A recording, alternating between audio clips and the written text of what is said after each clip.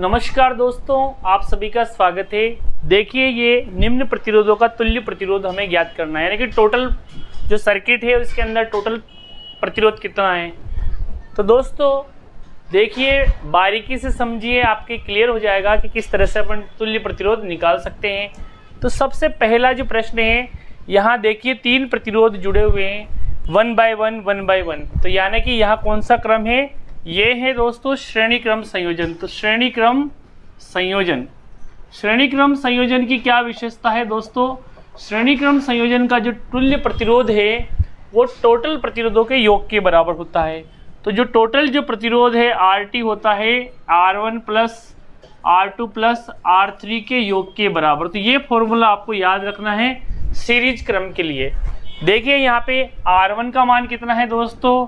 R1 का मान है 3 ओम, R2 का मान है 4 ओम और इसका है 5 ओम, यानी कि 4 प्लस 3 यानी कि 7 और 7 और 5 12। यानी कि जो टोटल जो है, यानी कि श्रेणी क्रम का जो टोटल जो इसका कितना आ जाता है, टोटल प्रतिरोध कितना आ जाता है, वो आ जाता है 12 ओम। अब दोस्तों दूसरे नंबर का सवाल की ओर हम चलते हैं। दूसरा नंबर का सवाल ध्यान से देखिए। यहाँ क्या है, यहाँ जो विद्युत धारा है 2 पार्ट में डिवाइड हो रही है, यानी कि इधर जा रही है, यानी कि एक तो R1 यानी 5 ओम वाले प्रतिरोध पे और एक 6 ओम वाले प्रतिरोध पे।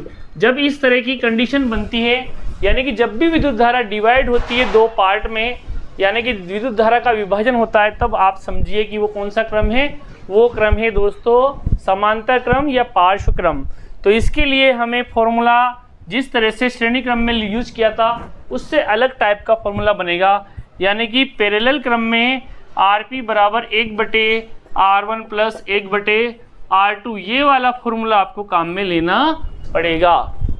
अब दोस्तों देखिए, इसमें 1/RP बराबर होता है 1/R1 का मान रख दीजिए आप 5 ओम और R2 का मान रख दीजिए 6 ओम।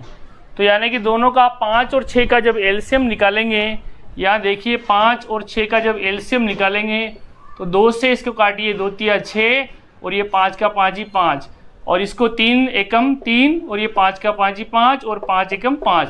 तो 5 3 15, 15 दूना 30। कितना आता है एलसीएम?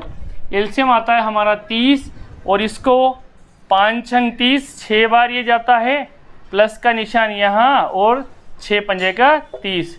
तो दोस्तों आ जाता अपना 6 + 5 यानी कि 11/30। 1/RP निकल के आया। तो RP बराबर क्या होगा? तो इसका 30/11 होगा। कितना होगा? 30/11, 30/11 ओम। तो 11 एकम 11, 11 दूनी 22 यानी कि 2 और यहाँ पे पॉइंट लगा दीजिए। 8 बचे 80 हो जाते हैं और 11 तो 77 यानी कि 2.7 ओम आ जाता है इसका प्रतिरोध। तो इस तरह से हमारा दूसरा नंबर का सवाल निकल के आ जाता है। तीसरा सवाल देखिए, इसमें तीसरा सोल्व करते हैं हम। तीसरा नंबर का सवाल देखिए, यहाँ पे 2 समांतर क्रम में है और ये एक पैरेलल क्रम में। तो सबसे पहले इसका तुल्य प्रतिरोध निकालिए। तो देखिए इसका 1/R बराबर होता है 1/3 यानी कि 1/R1 प्लस 1/3। तो टोटल आ जाता है 3 और 3 का एलसीएम लेंगे तो 3 और 3 एकम 3 यानी कि 1 बार और 3 एकम 3। तो कितना आया?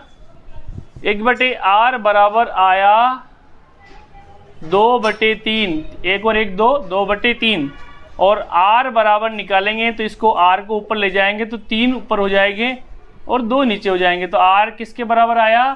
3/2 यानी कि 1.5 के बराबर। यानी कि इन दोनों का जो प्रतिरोध है वो कितना आया? 1.5। अब टोटल परिपथ का कितना है?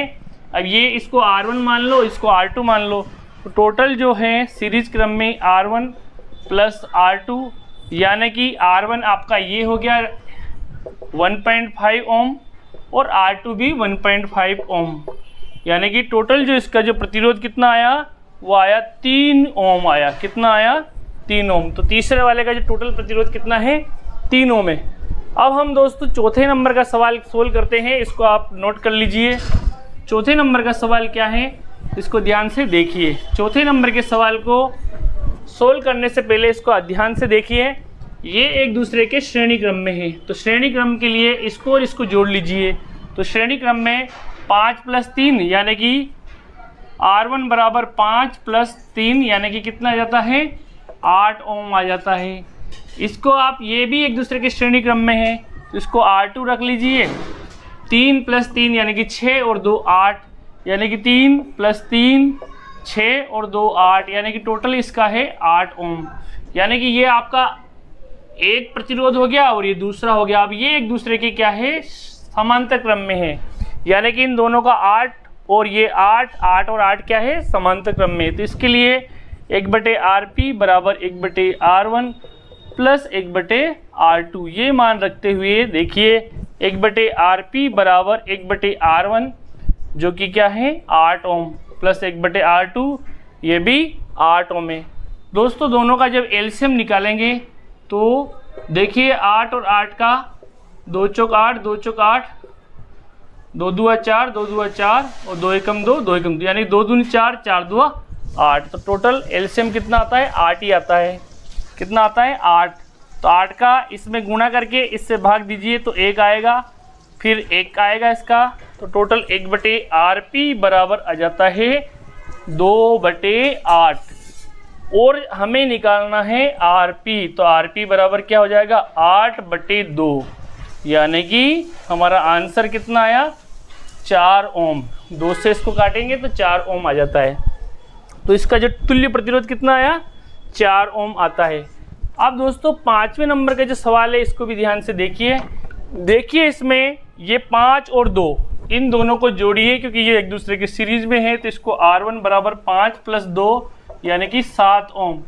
अब R2 बराबर देखिए ये भी सीरीज में है तो ये है 7 ओम और R3 बराबर देखिए 4 + 3 यानी कि 4 ओम प्लस 3 ओम बराबर 4 + 3 यानी कि 7 ओम।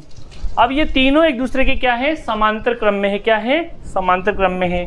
तो यानी कि 1/Rp बराबर 1/R1 plus 1/R2 plus 1/R3 इस फॉर्मूले का यूज कीजिए।